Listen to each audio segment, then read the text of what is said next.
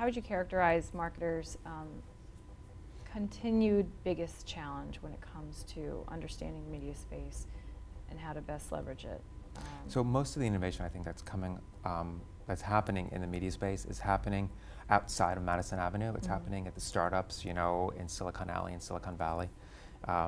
It's the next Facebook. I mean, those kinds of disruptive businesses that aren't even on our radar. So I think working with startups and understanding how to take those inventions and bring them to our clients is a really big challenge for most agencies. Most agencies are just not close enough to the people that are investing in the innovation for tomorrow.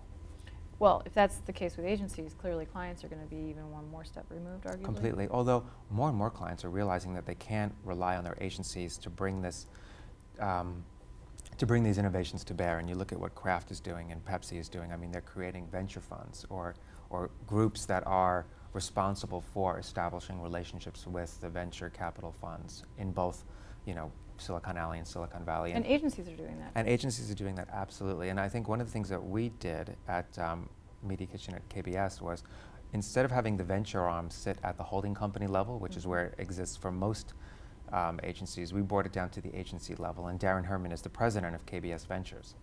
And he's also the chief digital media officer of Media Kitchen.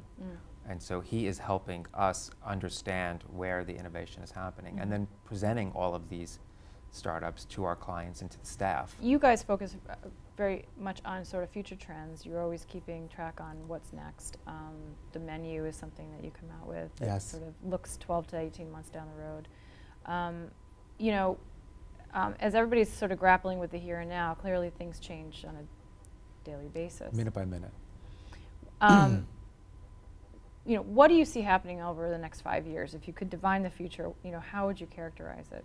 You know, we were just sort of talking about this back at the office because we're thinking about changing our structure. So at Media Kitchen, we've always talked about ourselves being a full-service communications planning and buying agency.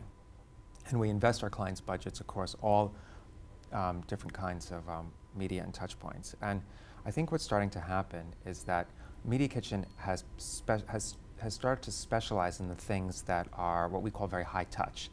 So the things that a human being are required to do, like develop a strategy, create creative within media, negotiating with a site around original content and original programs. Those are the kinds of things that I think a media agency is going to be specializing in the now and in the next couple of years. And I think everything else that an algorithm can do, programmatically speaking, is going to go to the trading desks.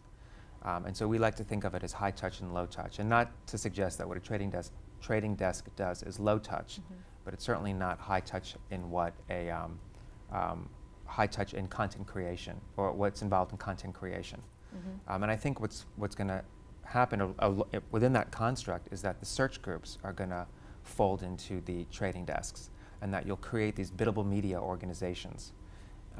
And we're talking about how that's going to work within Media Kitchen. And I don't think it's going to be easy just to take the entire search group and merge it with the trading desk. I think that we'll have to have sort of step changes. And an area that we're talking about is creating these biddable media engineers, which are people who are going to be able to leverage search data to make optimized display more efficient, and vice versa, and using the data that the trading desks are spinning off and use that to make search a lot more, better performant. In light of all that, though, what does that mean from the client side? I mean, what do they need to be thinking about? Measurement. So clients need a measurement construct that's going to allow them to understand where they should be investing across high touch, low touch, trading desk search, and so on and so forth. And one of the things that we've been working closely with many of our clients on is on true attribution. So remarkably, most clients are still evaluating their digital media investment, in particular, on a last click model. So they give 100% of the credit to the ad that they saw last before somebody converted. Last click model, and that's just wrong. And we don't know that's wrong, and we've known that's wrong for a really long time. But no one has been able to assign a contribution to, let's say, the first video exposure that happened 3 months before there was a conversion. And now we can. We can apply true attribution to the entire contribution to the entire purchase path, and that's pretty fantastic. When are we going to stop talking about digital media as a separate entity? I think when everything gets delivered over an IP, and that will happen slowly but surely. I think the next big marketplace that's going to get hugely disrupted is television. There's $9 billion sitting in the upfront that is just ripe for innovation. That's going to happen. People talk about that happening in, I don't know, 5-year horizons. I think that's going to happen much, much sooner.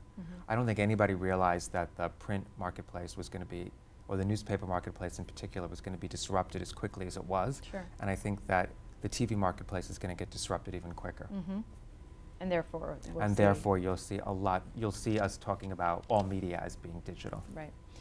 We talk a lot these days about CMOs being inundated with the rise of big data. How is that affecting agencies? So, talking about this true attribution model for just a second, we would never have been able to process as much information as that is necessary to provide true attribution. Just computing power just didn't exist, and now it does. I mean, that's fantastic. Trading desks couldn't have existed a couple of years ago. Sure. The data partners just weren't there. The people that are capturing the data to allow us to make more precise buys just didn't exist. And all of that is available to us now because of big data. That's extraordinary. Right. What are your thoughts on, the consolidation or the partnership of media and creative, or lack thereof? So, one of the great things about working at KBS is that, or having Media Kitchen be part of KBS, is that we have access to all kinds of capabilities that we can bring to bear. What's really been interesting is we have 2 clients recently that have started off as Media Kitchen clients, and we talked to them about this paid, owned, and earned construct, and we talked to them about needing to create assets, content, and how to share those assets across the entire marketing ecosystem. And they say to us, well, okay, help us create that, those assets. And so then we can bring to bear the folks at the KBS Content Labs, or at Spies and Assassins, which is our creative technology boutique. And that's pretty fantastic. And that's media now helping to drive integration across all of the KBS agencies. I think you're going to start to see that happen more and more. Clients are starting with, what's my business plan? And the media agency can help them develop what that business plan is. And then from there we go into, well, what do we need to build in order to deliver that business plan? Which requires us to bring in a lot of other people to help us do that.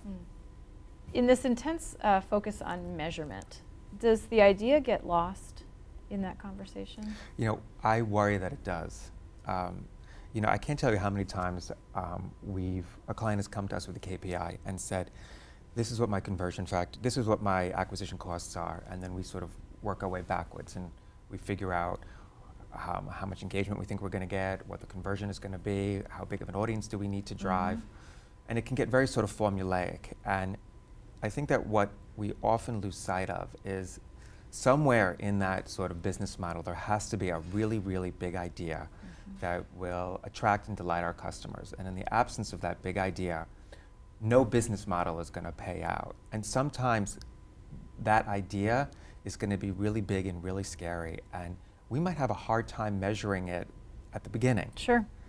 And sometimes we need to work our way towards our own benchmarks. And sometimes a really big idea, particularly in the digital space, is going to have its own benchmarks because it's never been done before. Absolutely. And I think that CMOs in particular have to keep agencies honest and have to make sure that they are reaching for that big idea, and have to be brave enough to have an agency partner that's going to work towards a measurement approach. And that might not be right out of the gate. And I think that when the CMOs that we work with best are brave enough to be able to work with us to get to that measurement strategy. But the measurement strategy shouldn't come before the big idea.